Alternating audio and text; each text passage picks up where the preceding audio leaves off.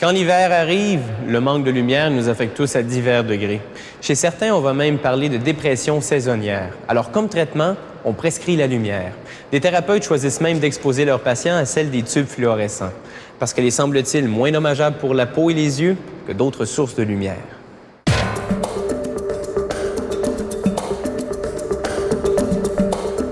Un jour, il y a eu la lumière, le feu. Sous forme de torches, de chandelles, de lampes à l'huile. La flamme a survécu jusqu'au 19e siècle. Vers 1840, l'éclairage au gaz fait son apparition. Près de 40 ans plus tard, le génial Thomas Edison invente la fameuse ampoule à incandescence.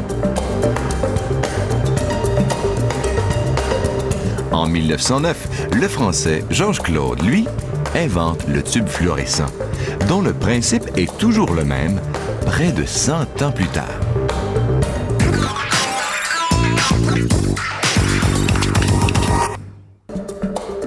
Saviez-vous que le mercure nous permet de voir dans le noir?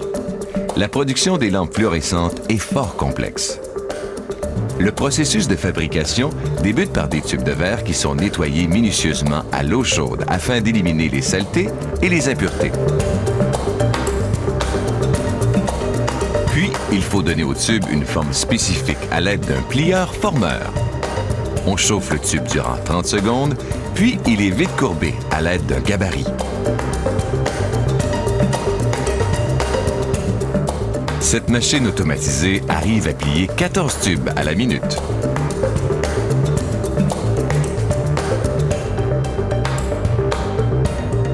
Les tubes pliés visitent ensuite la chambre d'enduit où on applique, sur leur paroi intérieure, une mince couche de phosphore.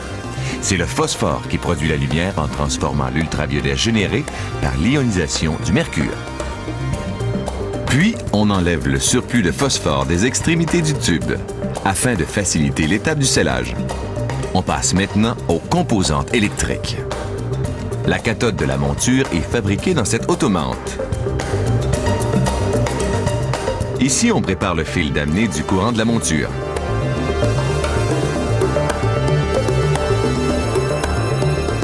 Le fil d'amener du courant est formé. Ici, le fil est chauffé. Ceci le prépare pour la prochaine étape, car il est essentiel d'empêcher l'enduit de la cathode de se répandre sur les crochets. Les filaments sont insérés dans leur monture. La substance émissive joue un rôle crucial. Lorsque chauffée, elle émet des électrons qui participent à la production de lumière. La substance émissive, c'est justement ce liquide. Puis, la monture est transférée de l'automate à la machine à sceller.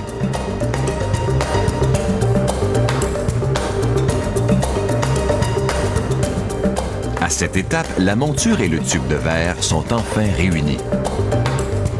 Le scellage s'effectue à une très haute température.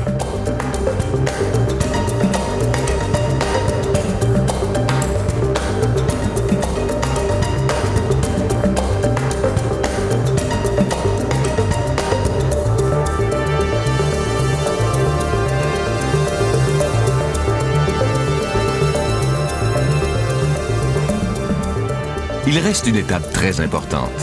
Le tube de verre est vidé de son air et rempli de gaz.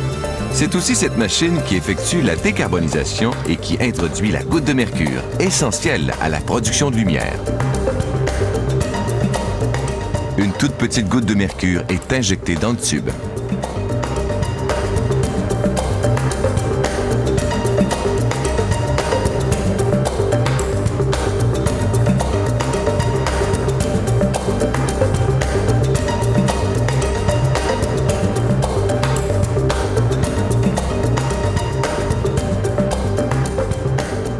Il reste encore une étape. Cette effileuse place les fils en vue de l'insertion du culot qui sert à établir le contact électrique. Le culot devra être non seulement solidement fixé, mais aussi installé de façon étanche afin d'éliminer tout risque de fuite.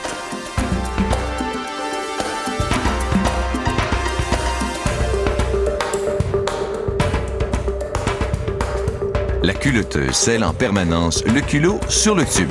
Voilà, tout est terminé.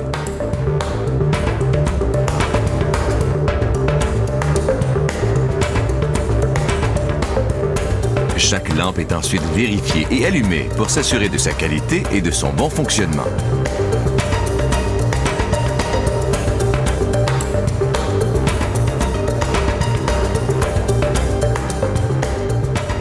Une fois l'inspection minutieuse terminée, les lampes fluorescentes sont acheminées au département de l'emballage.